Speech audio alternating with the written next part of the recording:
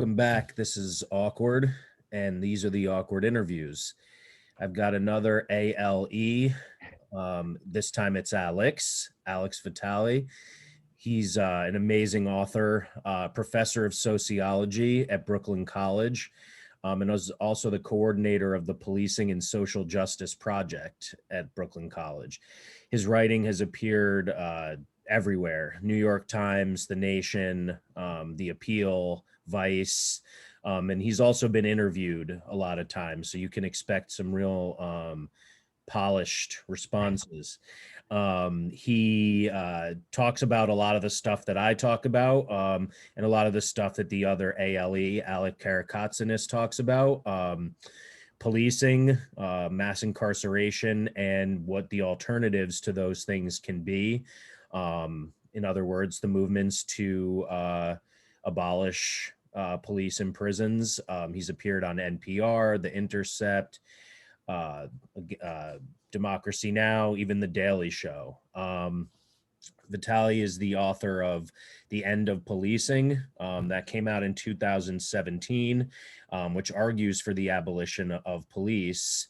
And he previously wrote City of Disorder, how the Quality of Life campaign transformed New York politics. This goes into quality of life, broken windows policing, and how this zero tolerance campaign of Giuliani, and responses to prostitution, graffiti, panhandling, houselessness, these kinds of things impacted the city, the police, and most importantly, the communities that were being policed. Prior to his current role, from 1990 to 1993, Alex was on the staff of the Coalition on Homelessness in San Francisco, and he directed civil rights policy there.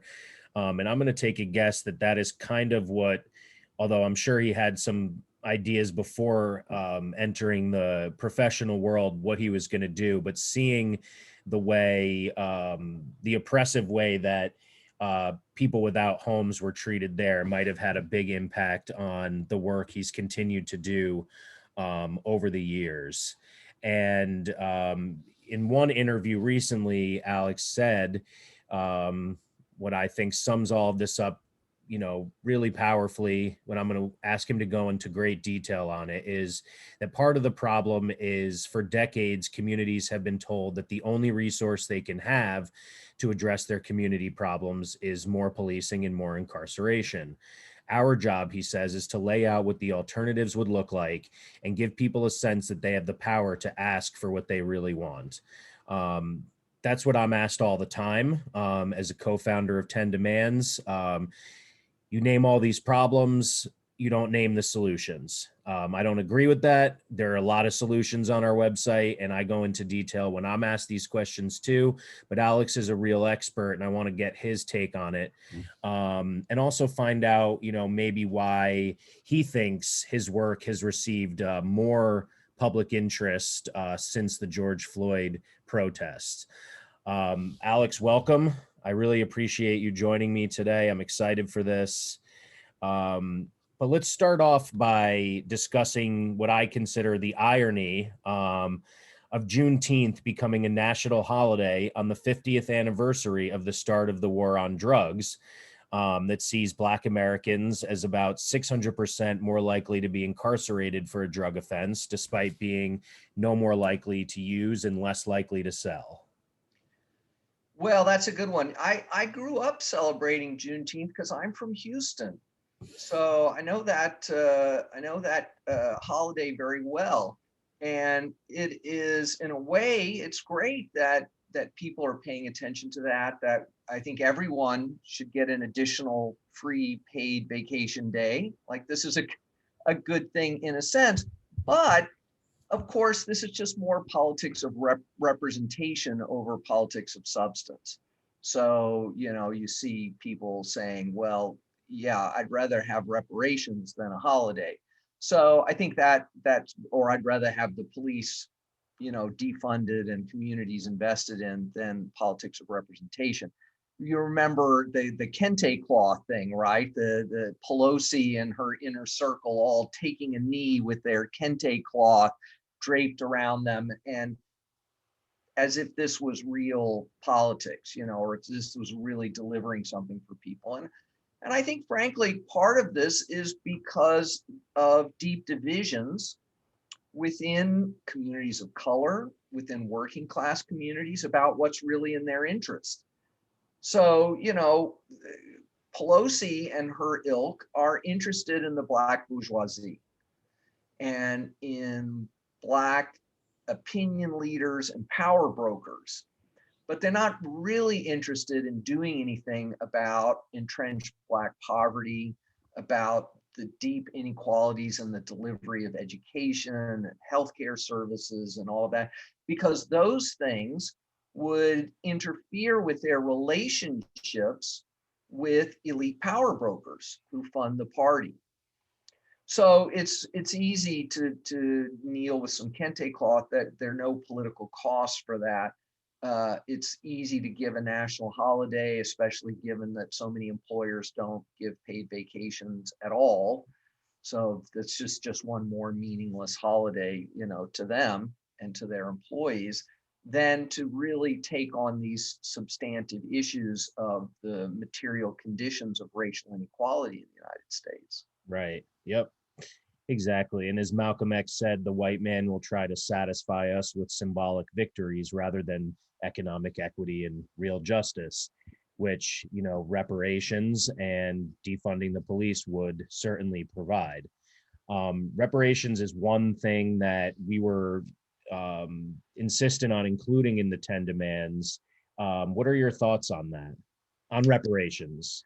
Right. Well, I think that we need some mechanism for addressing both the deep historical, inequalities tied to slavery, but also, the ongoing mechanisms of reproducing inequality along racial lines that continued through convict leasing and Jim Crow and the ghettoization of the northern cities and the federal enabling of white flight and residential segregation and creating separate school districts and all of these ways in which separate but unequal has been linked to government policy. And so I, defer to others who are closer to this to talk about whether or not, this should take the form of community investment banks or checks to individuals. And, those details need to be hashed out. But I think there needs to be some deep both acknowledgement of the legitimacy of these claims and concrete investment in doing something about it. And I would say let's just start by getting rid of things that are continuing to produce the problem. Let's not just imagine that this is all about something that happened 200 years ago. Yeah, absolutely. I think that they do have to go hand in hand, and it's also acknowledgement and apologizing is something that still hasn't even really happened. So like when it comes to reparations, that's kind of step one, and then providing reparations for those things that they've acknowledged and apologized for, step two. And there's no inherent order this should go in, but certainly stopping the continued slavery, for instance, what's written into our 13th Amendment, and the ways that they work to fill the prison cells to profit because of the loophole in the 13th Amendment. You touched on these things, defunding the police, for instance. You also mentioned ghettoization of northeastern cities. Could you explain to the listeners what that means? Right. So, as slavery ended, Black populations in the North were fairly small. But with the Great Migration in the early 20th century, the fleeing of Blacks from the South, to look for industrial jobs in the North, not just the Northeast, but Chicago and the Rust Belt, et cetera. So what became the Rust Belt. And so their migration north, though, was tightly managed by these northern cities. They were not interested in integrating African Americans into the mainstream of these cities the way that they integrated in primarily white European immigrants. And so there was a color line, and that color line was enforced by banks, landlords, the police, employers, racist neighborhood associations. There were a whole set of mechanisms that forced Blacks into the most dilapidated and overcrowded and therefore expensive housing, because it was because they did not have freedom to look for the housing of lowest cost. They were forced to buy housing in overcrowded communities where landlords could jack up the rents. One of my graduate school advisors, William Tabb, wrote a book about way back in the 1960s about the way in which it is more expensive to live in the ghetto than it is in a white neighborhood, that everything is more expensive. Rent is more expensive per capita, especially for what you get. Food is more expensive. Everything is more expensive. There's a kind of racialized tax on the process of ghettoization. And so that is just sucking wealth out of these communities. And of course, they get less in services. They get less in terms of the quality of educational provision, et cetera. So these are burdens that have continued through today. Wow. Yeah, I mean, the concept of things being more expensive, I've heard it generally speaking, like it's expensive to be poor. And a lot of rich people don't understand that. Well, I'll just give you an example, right? So middle class folks live in places where they have cars, where they have little storage rooms for food and stuff. And so they can go to Costco and they can buy food at almost wholesale prices. And they can store all that excess food in their Costco closet or in their nice basement with storage racks. A very poor person does not have a car, cannot afford the $55 upfront membership, has no place to store mega boxes of pasta and dried fruit or whatever it is, right? And in addition, there isn't even often a proper grocery store where they live. So they have to buy one-off purchases at a bodega at twice the price per item that it would cost to shop at Costco. Yeah, that's a great illustration of it right there. Absolutely.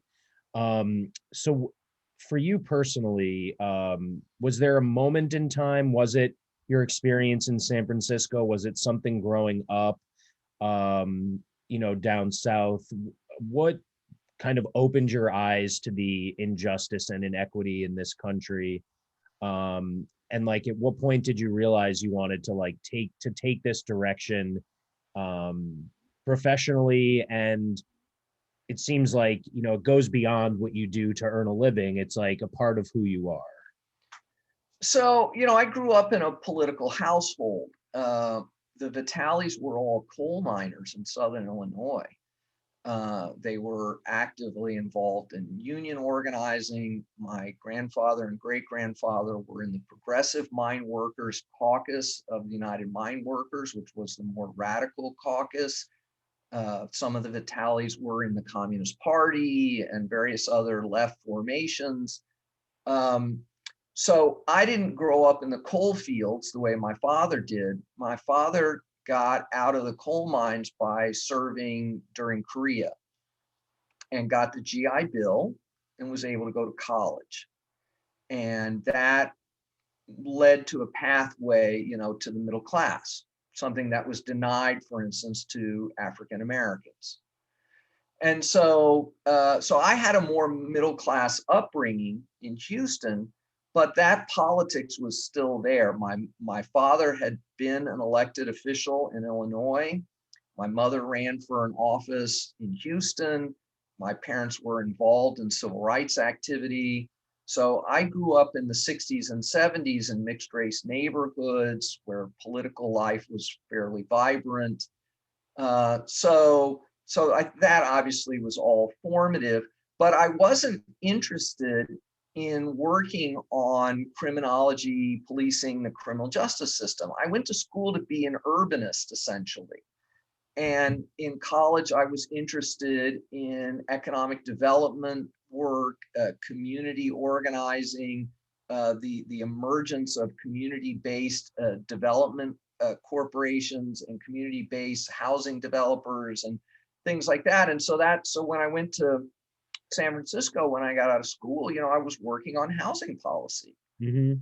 That was what I was hired to do. And so I was helping, draft housing policy for very low income and no income folks in the San Francisco area.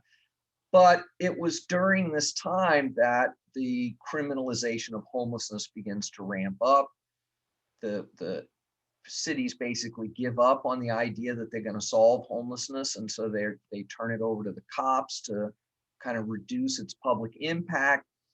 And when I had been in school, urban public policy and criminology had nothing to do with each other. It's interesting you said that, because I was going to say, the way you're describing it, you would think that these are separate issues, but they are so intrinsically linked. Yes, and this remains a problem. This remains a problem, especially within criminology. The mainstream of criminology is basically interested in doing quantitative modeling to find correlations between various treatments to more effectively or efficiently reduce some crime problem. Mm-hmm. And this leads to a massive amount of spurious findings that are not helpful, that are methodologically questionable, that are ethically indefensible, in part because they are asking all the wrong questions without taking into consideration any of the context. The worst offenders are economists who actually don't know anything about policing, don't know anything about communities, don't know anything about urban policy. All they know is how to do complex econometric modeling, what we call correlation fishing. And then they try to ascribe meanings based on a preconceived ideological framework that they bring to the research. And this is counted as science and published in elite journals, et cetera. Anyway, so part of what I was forced to do was to think about this interconnection between the criminal justice system and these larger questions of urban development. What is the role of austerity, of global competition, in giving rise to both the social problems that we associate with contemporary cities and the decision to turn those problems over to the criminal legal system to manage? And that's really been the core of my professional work, is trying to build out these linkages as concretely as I can and demand of, for instance, criminologists, police scholars, that they include an analysis of austerity, that they think of what alternative interventions might look like, which most of them still refuse to consider. And also to calculate what the costs are of these criminal legal interventions, right? They always do this modeling and they say, see, it worked, but they don't consider the cost of it working. Well, we got a 6% reduction in larcenies over a 6-month period. Therefore, that's proof. Policing works. Therefore, we can have no limit to the amount of money we put into policing, because every police officer we hire, reduces larceny by 1/1000th of a percent. But we have a model that proves this. But what is the cost of that? Is there infinite elasticity? Is it true that there's no limit to like the effectiveness of your model? It doesn't consider other types of crime that may actually get worse. The budgetary implications, the implications for communities and folks who are criminalized. And then it never considers whether or not there might be other interventions that work better, or Yes. that work just as well without all those collateral costs. None of that is included in that mainstream research. Yeah. I'm glad you really expounded upon it, because I was going to ask you, what do you mean by cost? You know, there's certainly an extreme economic cost. Cops are paid so much money. It is staggering. People that don't know wouldn't know, like wouldn't expect it. You know, hundreds of thousands of dollars sometimes, and then Per individual police officer. correct, Yeah. and billions, of course, to departments. But the costs are go so much further than that, so beyond economics, to all of the other things you address, how this impacts the communities. And another great point, like, what if something else worked better? You know, just because it happened to go down by 6%, and we don't know how that impacted other types of crimes. What if even this crime you're narrowly focused on could have been addressed in a better way by something else that you're unwilling to look at? There are also ideological costs, because when we frame the problems of cities as problems of crime to be managed by policing, right, we create a kind of tautology that says, oh, right, this is all about policing because we've said it's about policing. And that cuts off the possibility of redefining these things as problems of market failure, austerity, lack of health care, you know, that would require different kinds of interventions. Yeah, 100%. I wouldn't even personally, I wouldn't want to even be called a criminologist, because of, like, you know, the things you're talking about that are, you know, very common in the field about how things are looked at, but also it includes the word criminal in it. And that's part of the problem in converting people to what we as abolitionists envision as a better alternative, is unlearning the whole ideas and the dichotomy, or, you know, binary whatever of crime, punishment, criminal, victim. Like, it's not, you know, even calling it a criminal justice system, you know, implies that there is, it suggests criminality and criminalization, when it could just be a justice system, finding justice for people. And especially given that such a large percentage of criminals have been victims themselves. Well, you're anticipating the first day of criminology class for my undergrads. This is That's awesome. basically how we spend the first day. That's awesome. Yeah, I was going to ask you, you know, what books and theories and writers do you teach, given like the amount of like industry stuff you need to overcome from your perspective? Like, what do Well, your students get to experience that they probably wouldn't with some other professors? yes. Well, you know, part of the class is more conventional. You know, I feel some obligation to expose them to basically this history of ideas that have emerged about why people are believed to commit crime. So, but then usually in the second half, we explore a lot of the ideas that are included in the book. And one of the advantages of the Zoom era has been my ability to have so many guests come in. So I've tried to have people come in and talk about, well, what's the impact of school policing? What can we do on the mental health front instead of policing? How should we understand the war on drugs, decriminalization, legalization? So they get exposed not just to written ideas, but guest speakers who are actively involved in organizing and producing alternative policies in real time. Oh, that's great. I'm jealous. I mean, I got a great education, and you know, my major was sociology, and I took a lot of criminology, but I was pre-Zoom era. Um, we had some cool speakers, but I suspect that your students are pretty fortunate. And I just want to say I appreciate the work that you do, just in alone in the context of being a professor, because you're growing future versions of hopefully people like us pushing for alternatives. You did mention in there mental health as one of the subjects. To me, it's the most complicated. We're often asked as abolitionists, what about the rapists and murderers? What do I do if someone's robbing me? I'm pretty confident in my answers to those questions. You know, what is harder to explain is what happens to someone who is not able to be safe, or is not able to live safely for themselves or their community with outpatient services and other forms of mental health, substance abuse, psychological, behavioral treatments that we recommend as alternatives to incarceration.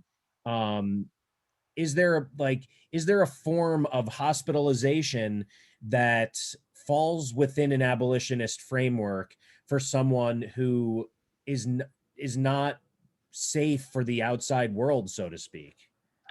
Well, I think that's a possibility. I don't want to say definitively that we know for sure what's possible here, but one of the one of the problems with prisons is not just that people have some loss of freedom. The problem has to do with the fact that these are sites of punishment that are deeply dehumanizing and degrading. So one could imagine systems of supervision and confinement that are not rooted in an ethic of punishment, deterrence, and these kinds of things. Now, of course, there are great risks in going down that road because we have a history, as I know you're aware of asylums and other kinds of allegedly putatively therapeutic forms of confinement that are also degrading and dehumanizing. And so obviously we don't want to do that. We don't want to reproduce the asylums, right? So we have to try to establish certain kinds of principles that are going to guide the way that we approach these problems, right? The least restrictive, the most humane kinds of interventions, along with, I think, reasonably some questions about efficiency and effectiveness and cost. These things, we have to take shared responsibility for them. And so there should be an obligation that things actually work and don't waste our collective resources unnecessarily. So that we should be looking always to community-based interventions, helping people to live as independently as possible. But just as there are, children who are born with deep impediments to their ability to live independently, they need medical attention, but no one imagines that that's should be a system of punishment, that it should be dehumanizing, but they also can't live independently. We have a social obligation to help them live as full a life as possible, but that's going to require a very high level of intervention. Yeah, great answer. Great answer. It's just up until the end, it's essentially what I've always said, that, it cannot repeat what we went through with the mental hospitals that got closed down.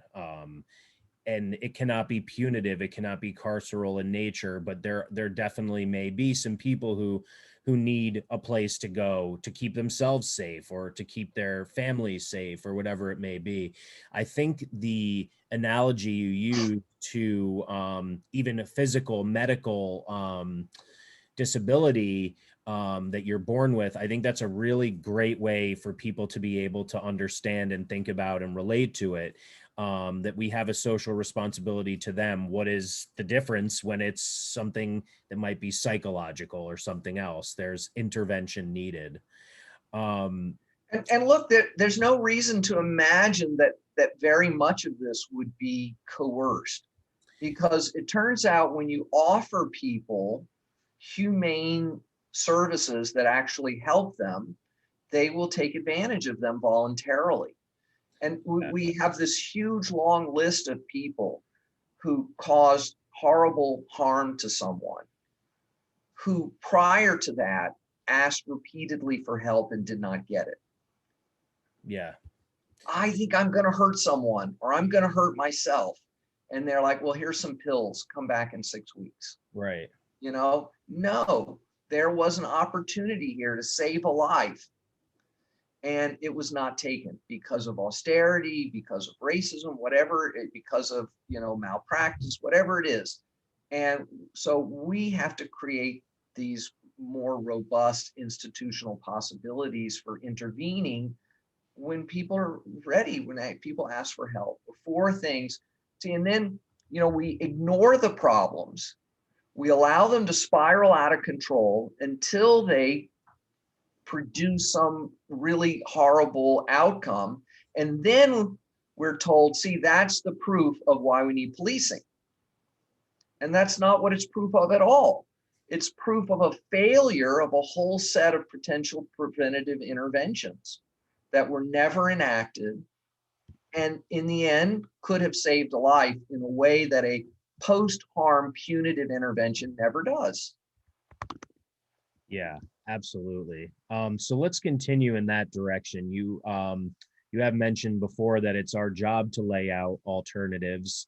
And that's the critique, as I said, that we often hear, that abolitionists say, well, what we have now isn't working, so we just need something different. And I think that is an important first step. People often are not even there yet, to acknowledge that what we have isn't working, and that it was created by human beings, and thusly human beings can create something else, and that it requires some imagination. But people do want as much specificity as possible, as much concrete detail as possible.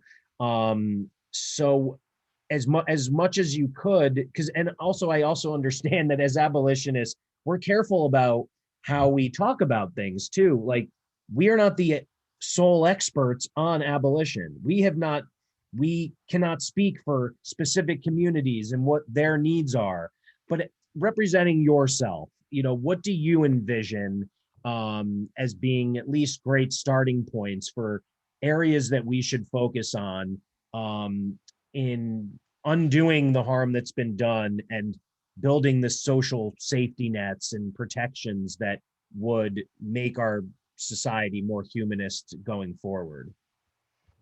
Well, that's what I tried to do with the book, was try to make concrete specific functions that we have turned over to the police that are just a bad idea, and where we have very clear evidence-based alternatives. So get the police out of the mental health business, get them out of the schools, get them out of the drug business, get them out of the homelessness business, get them out of the sex work business. I would add, get them out of traffic enforcement, and get them out of domestic violence enforcement. There's a great new book called Decriminalizing Domestic Violence by Lee Goodmark, who spent a career in the DV field, and it's like nobody has been helped by these criminal legal interventions. We need to unleash a whole set of alternatives and quit framing it as a criminal legal problem. And then I talk about border policing and political policing. So, and that's not an exhaustive list. These were just areas where I felt very confident that we could talk concretely about what should be done differently. And if you look at what police actually do every day, there's not much left.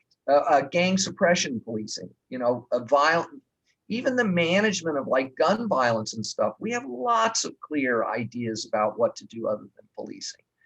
at the end of that, there's not a whole lot left. So, what's exciting nationally is all the folks who are getting involved in campaigns that take on one or more of these areas of policing. Get the cops out of my kid's school, create non-police, mental health and substance abuse crisis intervention teams, decriminalize sex work, legalize drug. These are amazing. This is what we're talking about.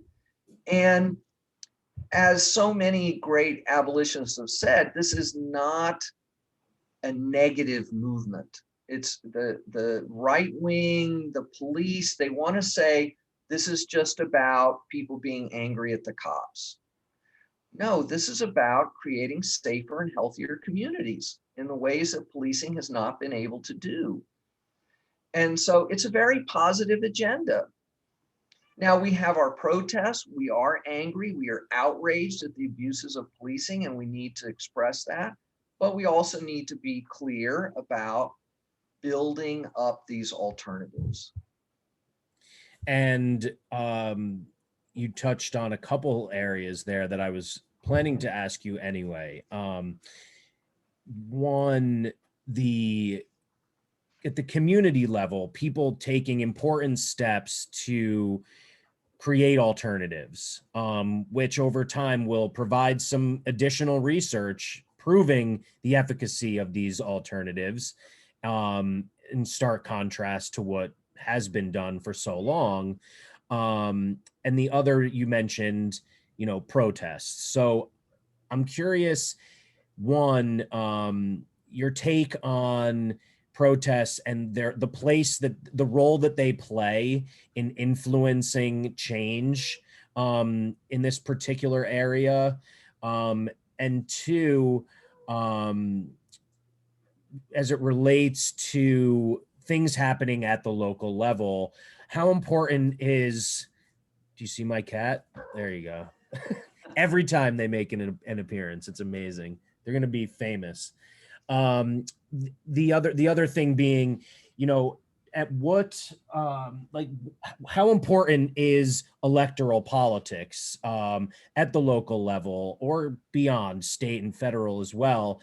Are we able to make these changes without or around politicians, or are city councils, mayors, governors essential and thus really making down ballot elections like critically important to achieve what we're looking to achieve? Well, and you left, I think, the key thing out, right? We sometimes we create this false conflict or choice between street protests and electoral politics. But in between those is community organizing for power, building campaigns. And street protest is just one expression of building community power. But it's also town halls and canvassing and collecting petition signatures and making phone calls and testifying at budget hearings. And it's also sometimes voting for candidates, building community support for an individual to be the embodiment of the values of the movement. So the only reason we're having this conversation is because of the intense, sustained militant protests that have been happening over the last 6-7 years, which is amazing, which I have tried to participate in as much as I can, and fully support. And we've created new political space by electing some politicians for city council, for Congress, but we have to do the community organizing to really make this real, right? Rather than thinking that either of those things is the movement, those are expressions of the movement. The movement is talking to people that you don't already know about these issues and putting them into motion in strategic ways. And not everyone can go out and protest.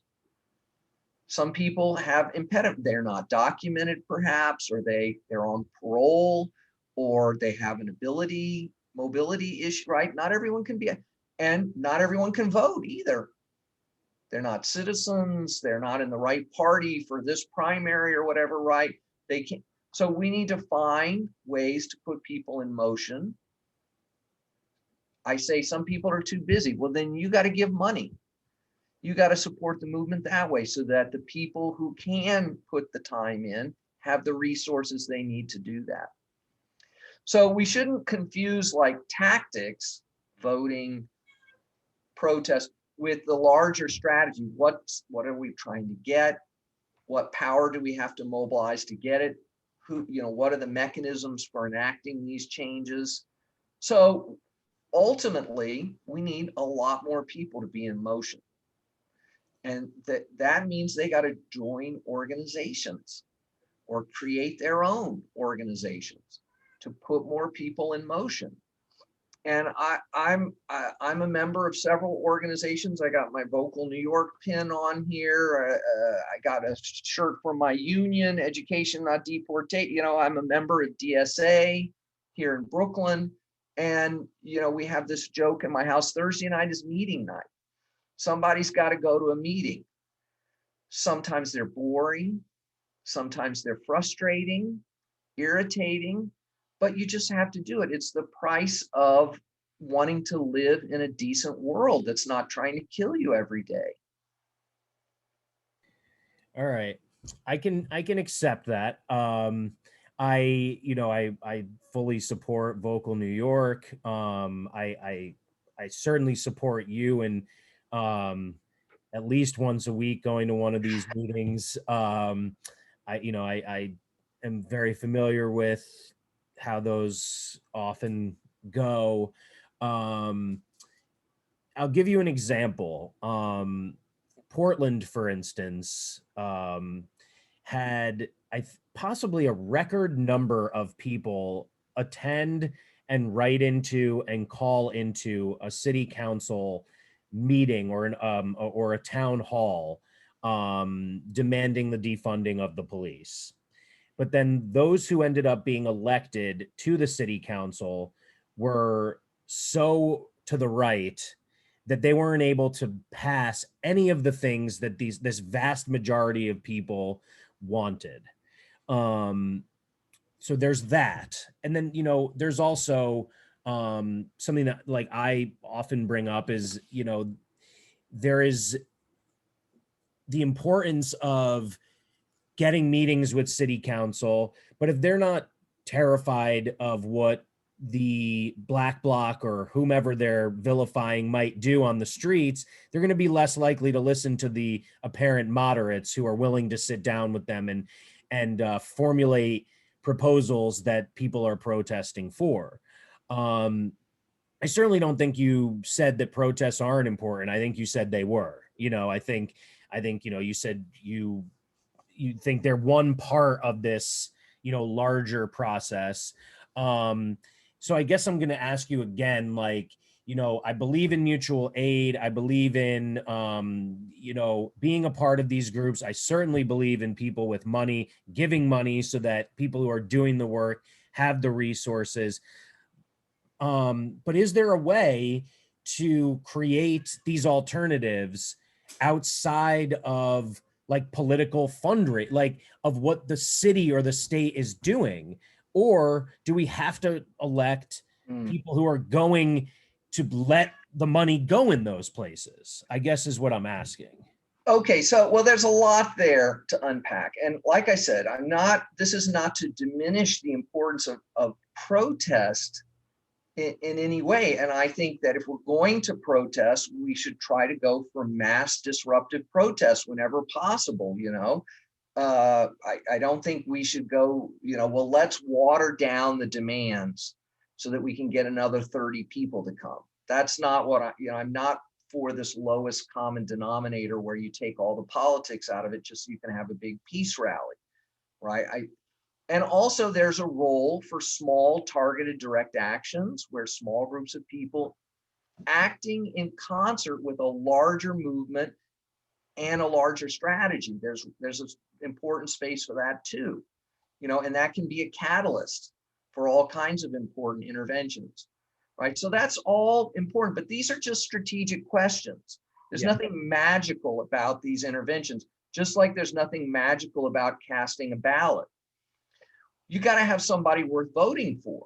Yes. There are a lot of elections where there's just no one worth voting for.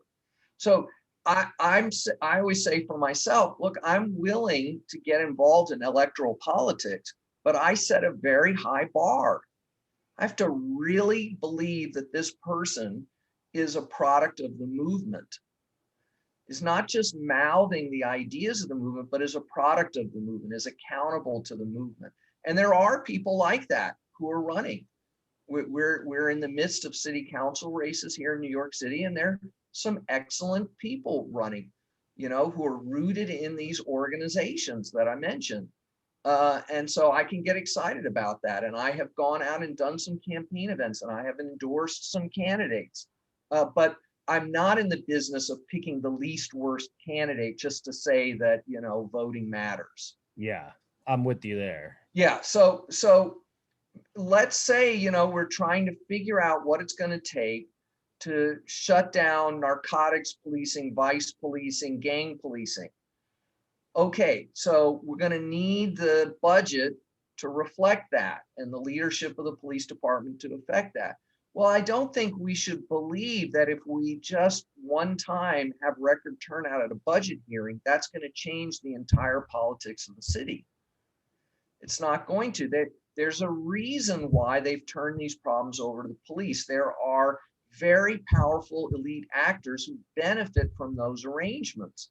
And neither a radical, militant, disruptive protest nor huge turnout at a budget hearing by themselves are going to just turn that around. All right. We've got to build a consensus in working class communities, middle class communities, that we have a better plan for advancing their lives. It's got to be an aspirational politics. And a protest doesn't win people over in that way. It scares people in power, but mostly it scares them into representational responses. Mm-hmm. Oh, we'll create a diversity task force. Mm-hmm. And we'll do some implicit bias training of the police, and these kinds of things. No, we've got to really convince people that we have a better formula for economic prosperity, for safety, for health and well-being, for quality of life. And, we're not there yet. This is a very radical agenda. And so to think that because we've had a few years of protest, that this is going to open the door to fundamentally changing the politics of the country is nonsense, right? So we have to be realistic about what kinds of real steps we can take that are prefigurative, that lead to a better world. I want to address one other aspect of what you raised, which is this tension between what can we do independently of the state and what do we need the state to do? And there's this very important literature and set of practices around transformative justice. A lot of the work that Mariam Kaba and others do is rooted in this idea that we need to build power and resources within our own communities to help each other through mutual aid and resource sharing and community empowerment, right? Because the state has never acted in the best interests of these communities. And that's real, and we should do that. I'm fully supportive of that. I don't want to give this impression that if we just fund the right 6 nonprofits and we elect a couple of good city council members, that in and of itself is going to lead to these bigger transformations, right? But also part of how we build toward those bigger transformations is through mobilization at the neighborhood level in the context of mutual aid and mutual support. And that creates the possibility of learning, of political education, of building solidarity, of overcoming past prejudices and fears, right, is through that shared struggle and mutual support. But ultimately, in my view, right, capitalism, the power of the state will always be more powerful than these community-based interventions. And they will always try to undermine them, to co-opt them, to break them down, to commercialize them, to commodify them, right? And so ultimately, we have to have an analysis that says something about state power. So these are not mutually exclusive. There's tension and there are strategic questions that have to be worked out, but we have to do both. Yep.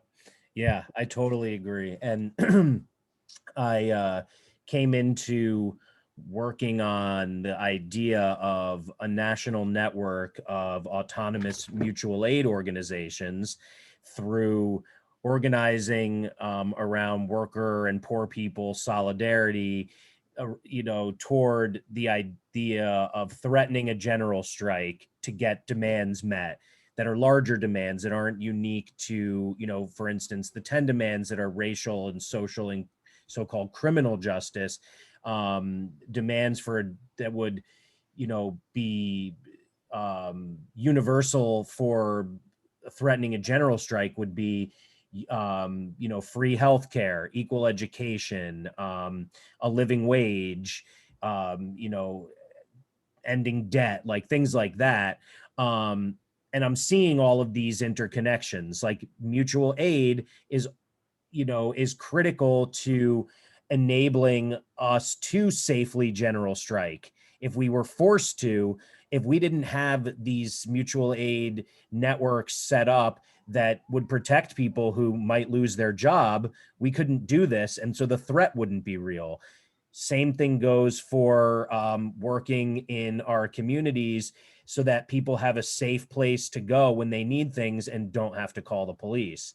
So all of these things are certainly interconnected, and you kind of answered the question I was going to, in this last few minutes, you've answered the question I was going to ask, which was like, what do people do in their own communities? And I think you've pretty much summed that up.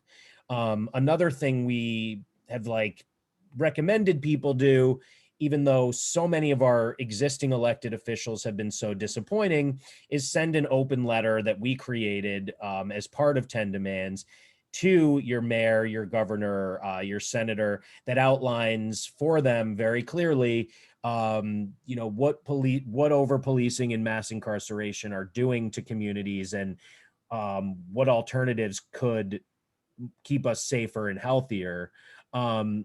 Having read the 10 Demands, do you have any thoughts about that tactic as like a really simple action that people can take without ever leaving their homes? They just send a text. And also in general, like, did anything stand out to you from the 10 Demands as being, this is the right idea, or this is something that would concern me?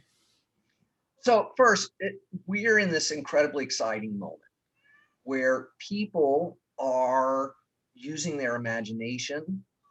They are reaching for something aspirational.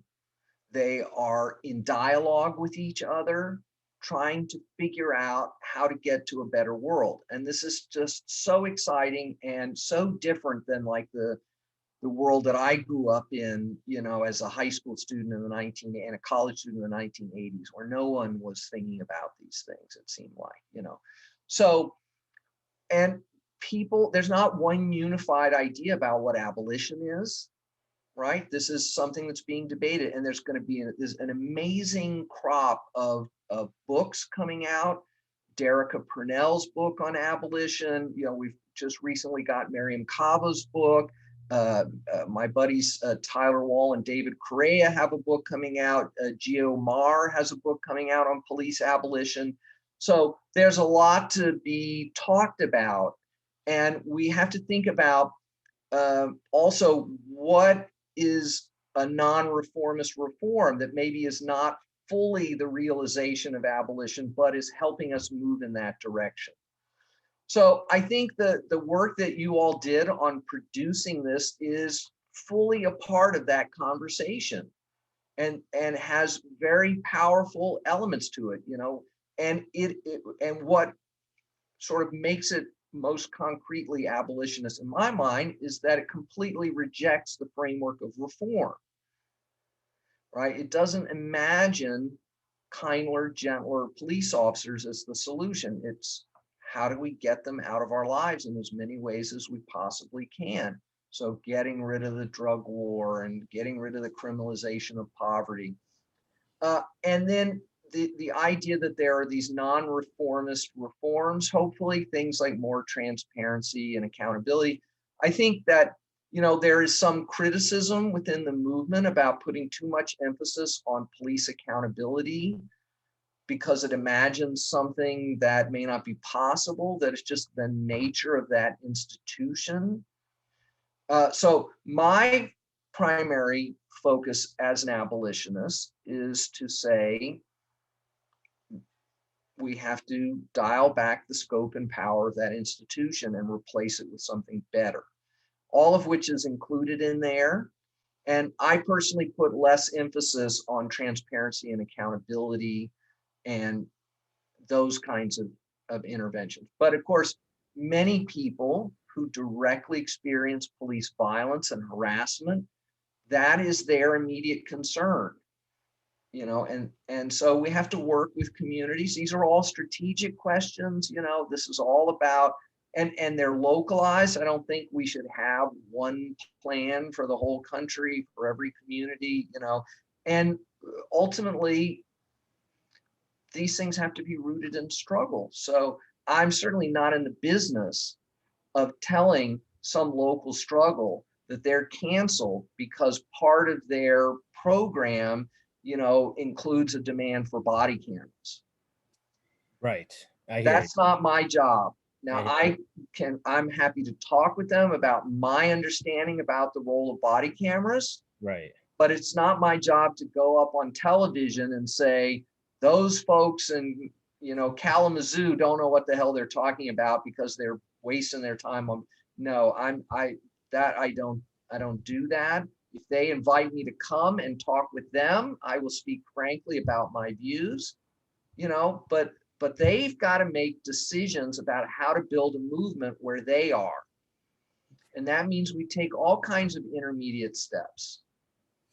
Yep. Yep. And I think you know that is exactly what those stages are. The accountability, the transparency, those stages are as long as we still have police, that's the way they need to be, accountable and transparent. In an ideal world, we don't have them at all. So this is like that intermediary stage. And I totally agree about you know, we know that body cameras are something that police unions have fought for. It increases their surveillance capabilities, but that's something that, you know, not everyone understands or knows. So explaining that and helping people in their communities come up with alternatives to get to the goal that they have set is very different than criticizing you know, someone in a community trying to help their community. Sorry, we have a family disaster, cat related, not shocking. Which, you know, the fact that these things happen, I think is one of the reasons I will never add production value to my interviews. Like, why go through a whole process of like a fancy introduction only to have a cat come running through? You know, I'd rather just get right into it and be like, this is ugly, I'm ugly, but we're going to talk about important things here. All right, so I really appreciate all the time you've given me. The one final question I have for you is any thoughts on what it was with the murder of George Floyd? He wasn't the first person to be choked to death. He wasn't the first person to say, "I can't breathe." He wasn't the first person caught whose murder was caught on camera. I'm really thankful that it led to the longest period of sustained protest in our nation's history. But I'm just so curious. I always want to ask my guests if there's anything in their minds that they can point to as to how that was the spark. Well, I think it is important to think of it as a spark rather than a cause in some simplistic sense. I think really we have to understand this as just the continuation of something that started with Trayvon Martin and Ferguson and the response to the killing of Eric Garner and all these things, where you did not just have a one-off, right? Organizations were created, activity was sustained, political education was engaged in, so that before George Floyd was killed, I was in 25 cities a year supporting organizing. This movement did not just emerge after he was killed. It just wasn't on the media radar, and it wasn't engaged in street protests on a daily basis. People were holding town halls. People were running local budget campaigns. People were trying to get the cops out of their schools. The last trip I took before COVID was to Portland, Maine, to support a campaign to get rid of school resource officers, which was successful.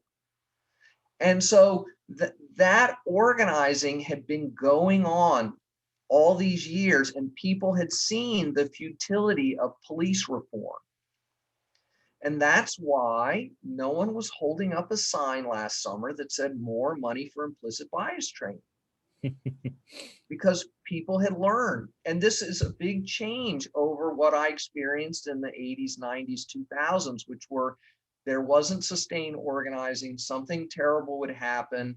People didn't really know what to demand. So they're like, well, let's have some better training and promote some Black officers within the bureaucracy of the department and jail that one killer cop. And then nothing really would happen and the thing would disintegrate. And then 20 years later, it would happen all over again.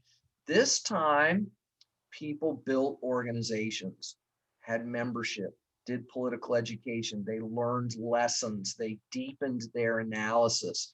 Derica Purnell writes about this, and I'm sure the new book will be filled with this kind of stuff about this process of development.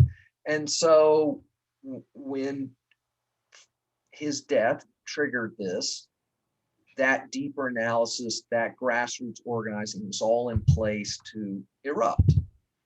All right, that's a great answer. Absolutely. You did mention the removal of school safety officers, so I have to ask you one last question. I lied. In New York City, we of course pretended that we defunded the police.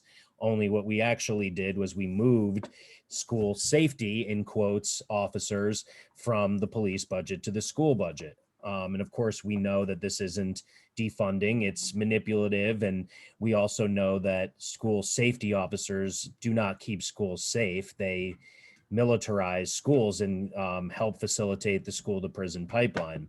And yet we have a mayoral race with a former cop and a former presidential candidate who are both saying that it's absurd to imagine public safety without more police.